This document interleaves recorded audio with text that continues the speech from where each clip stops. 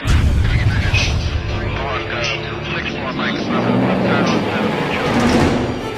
hora del complot.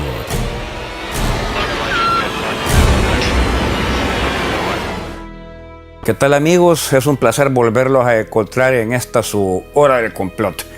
En esta oportunidad quisiera tratar con ustedes un tema, considero yo, pues puedo estar equivocado, ustedes dirán cuando nos den like, dislike, ingresen, se suscriban o no, fácil de entender, pero que en el fondo y en el plano de los hechos no ha sido tan fácil de entender porque la gente no le ha dado mucho pensamiento.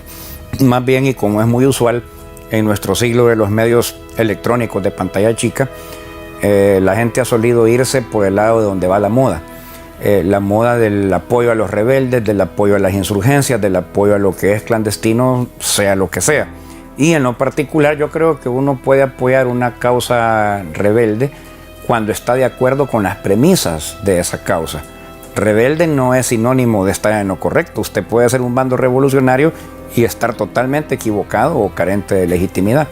Quiero referirme concretamente a la conspiración de los separatismos. Podríamos decir que la época de mayor frecuencia de conflictos localizados y no localizados en la historia de la humanidad ha sido la Guerra Fría, que es el periodo de la historia humana que se abre entre el final de la Segunda Guerra Mundial con la rendición de Japón el 1 de septiembre de 1945 y la clausura del Partido Comunista de la Unión Soviética el 26 de diciembre de 1992. No significa que en Rusia dejó de haber partido comunista, pero al renunciar a su calidad de partido de la Unión Soviética es porque la Unión Soviética ya no existía, existía solamente la gran nación rusa.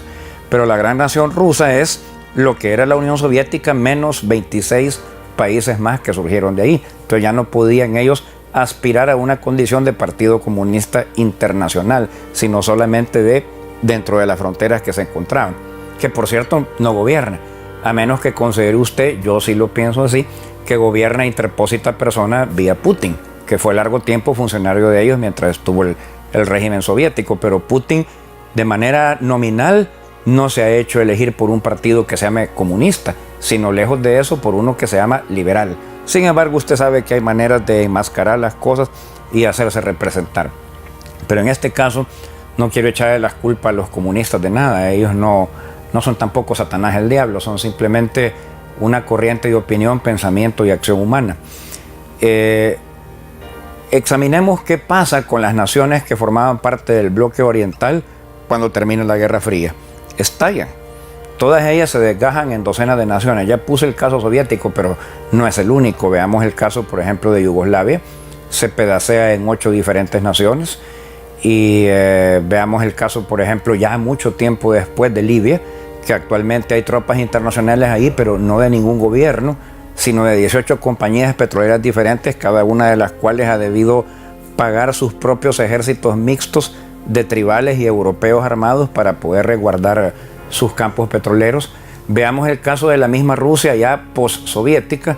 Hay unas zonas que pudiéramos llamar como de reservas étnicas o indígenas en el interior de Siberia, donde están los yakutos, los kamchatas, los komsomoles, pueblos tártaros y pueblos del interior de Asia, que todas ellas aspiran a ser reconocidos como países propios, pero bueno, es algo propio de las noticias de hace más de un siglo, incluida la época actual postsoviética, el África.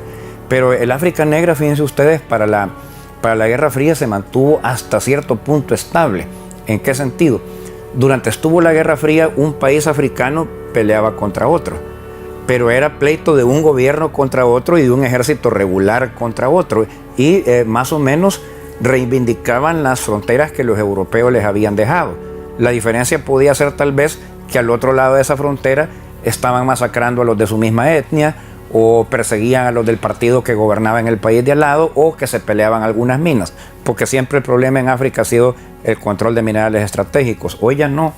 Hoy lo que está reventando son las fronteras internacionales creadas por Europa al final de la Segunda Guerra Mundial.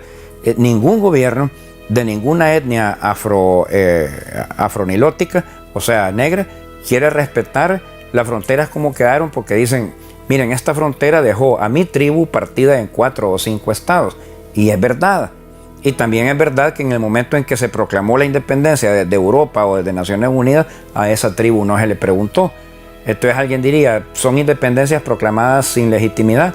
Hasta cierto punto sí, pero en el momento en que se decretó la independencia desde el exterior, desde la nación colonial, que por el esfuerzo de la Segunda Guerra Mundial ya no podía mantener más aquella colonia, no podía hacer otra cosa, porque en aquella época, estamos hablando hace 50, 60 años o 40, los pueblos que estaban a la orilla de los grandes ríos africanos o en el interior de sus selvas no sabían ni leer ni escribir, o muy poco. Entonces no los podía usted someter a una elección ni a un plebiscito, de modo que las particiones se tuvieron que hacer a ojo de pluma, siguiendo paralelos y meridianos, de una manera que las compañías mineras que sostenían a los poderes coloniales estuvieran de acuerdo. El problema que hay es que no se puede actualmente satisfacer las legítimas aspiraciones de cada tribu, porque ¿cómo logra usted hacer un país para una tribu que se encuentra presente en 6 o 7 países africanos, pero que muchas veces los núcleos de población no tienen contacto territorial entre sí, sino que están separados por miles y miles de kilómetros? Habría que crear como corredores soberanos de carreteras o corredores soberanos a través de ríos, y entonces el río ya dejaría de pertenecer al país mayor del cual se quiere el desgaje.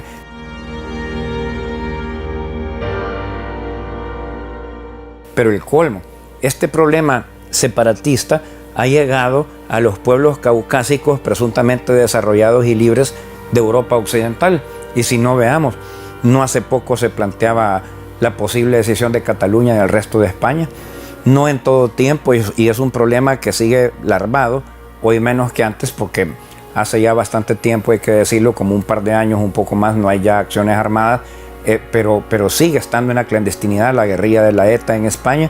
Por cierto, hay que preguntarse por qué, habiendo una zona vasca en Francia de la misma extensión y riqueza que la que hay en España, nunca han habido operaciones de la ETA en Francia. Solo es las vascongadas españolas las que se quiere la independencia, no las de Francia. Ahí hay mano peluda y británica, pero de eso hablaríamos en otra oportunidad. Está larvado, porque ya no hay guerrilla, pero está larvado el problema de Irlanda del Norte en las Islas Británicas. Y dentro de la misma isla británica, hace poco hemos visto con una agudeza equiparable únicamente a la de Cataluña, que estuvo a punto de escindirse Escocia. No ocurrió así porque el gobierno de Tony Blair, muy astutamente, víspera del plebiscito que prácticamente iba hacia la separación de Escocia, sacó una ley para la cual no necesitaba mayoría parlamentaria, que todo el que quisiera votar en Inglaterra únicamente tenía que legalizar su situación migratoria en un solo paso. Entonces aprovecharon de legalizarse como británicos, hindúes, árabes, norafricanos, latinos, todo el mundo, y como el pasaporte que vale para docenas y docenas de países e invertir es el británico, no el de una nación escocesa que ni pasaportes tenía listos todavía, pues todos estos advenedizos recién ubicados en Inglaterra votaron por seguir perteneciendo a la Unión Británica, pero es un problema que estuvo a punto de estallar. Les voy a decir por qué. Principalmente a lo largo de la Ruta de la Seda, que es el corredor estratégico, económico y militar que se extiende entre Siberia, las naciones del centro de Asia, Tíbet incluido, Afganistán, Armenia, Kazajistán, Tayikistán, todos los aquí no están, hasta llegar a Europa Oriental, Europa continental e Inglaterra, siguiendo la ruta que siguió el comerciante veneciano Marco Polo en el medioevo. Esa Ruta de la Seda es la ruta del 80% de los petróleos mundiales de mayor calidad, los petróleos que podrían hacer del mundo afroasiático y europeo una vasta confederación de pueblos energéticamente independientes de toda estrategia comercial, por ejemplo, de los Estados Unidos de Norteamérica, de Inglaterra y Canadá. Y si todos esos países estuvieran en paz y confederados a lo largo de la Ruta de la Seda, no tendrían por qué formar parte de ningún gobierno mundial. Podrían formar parte, sí, de un gobierno hemisférico, el gobierno hemisférico del mundo oriental, pero se frustraría el plan del gobierno mundial. Les voy a dar otra pista de por qué ocurren estas cosas. En la medida en que se den luchas separatistas en Georgia, por ejemplo, que ha sido sangrientísima, al grado que guerrillas georgianas, y hablo de la de Rusia, no la de Georgia que está en los Estados Unidos, se tomaron el teatro de Moscú y masacraron al ballet Bolshoi a como a 500 de los circunstantes. En la medida en que ocurran esas cosas, Rusia no topa con el mundo musulmán, no contacta con el mundo musulmán y se la mantiene encerrada, por lo tanto, en un círculo geográfico donde su marina no tiene acceso a aguas cálidas. Entonces, ¿cuál ha sido el gran problema de Rusia a lo largo de toda su historia? A pesar de que tiene una magnífica marina comercial y una regular marina militar, pero no puede hacer presencia a nivel mundial porque en invierno todas sus aguas se congelan. Entonces, toda otra potencia que tenga flotas en el mar, los Estados Unidos, Inglaterra, Francia, etcétera, están interesadas en que Rusia jamás deje de ser un estado meramente continental. Para eso hay que alejarlo de aquellos estados alguna vez árabe parlantes que fueron provincias suyas, porque si se acerca demasiado podría salir aguas cálidas por el Mar Rojo, por ejemplo, o podría salir aguas cálidas por el Golfo Pérsico. En África los separatismos no se dan por problemas de tribus. Las tribus son instrumentalizadas por compañías mineras que lo que quieren es ampliar sus zonas de explotación. A los tribeños los utilizan únicamente como soldados. En otras partes de África las compañías mineras son de diamantes. Y usted no ignora el problema de los diamantes de sangre. Diamantes de altísimo valor, cuyo mayor valor no es como joyas, sino como diamantes industriales para producir láseres estratégicos en la industria satelital y militar. Entonces no piense usted que cuando surge un bando separatista está alzando una bandera que beneficia a los pobres. Yo le quiero decir a todos aquellos que forman parte de alguna provincia como Cataluña, por ejemplo, como las Vascongadas o como Irlanda, que es de donde vienen mis ancestros, piense cuando alguien le dice salgamos a la calle a poner bombas, a tirar piedras, a matar gente, porque no nos han dejado ser libres. No los han dejado ser libres.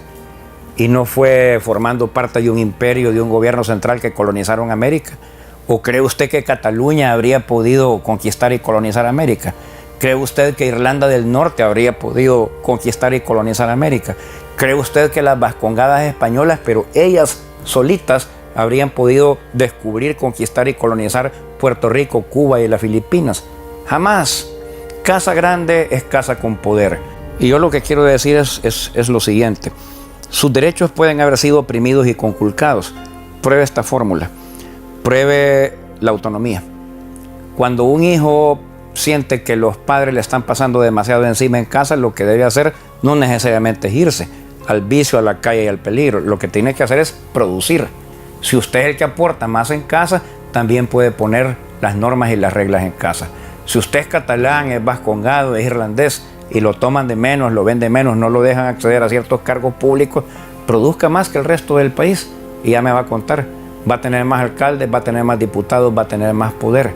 Váyase por las autonomías, no favorezca el bando de la guerra. El bando de la guerra finalmente acaba con la ruina de los dos.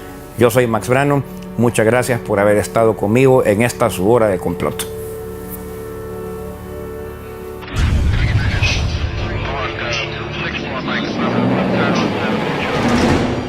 La hora del complot.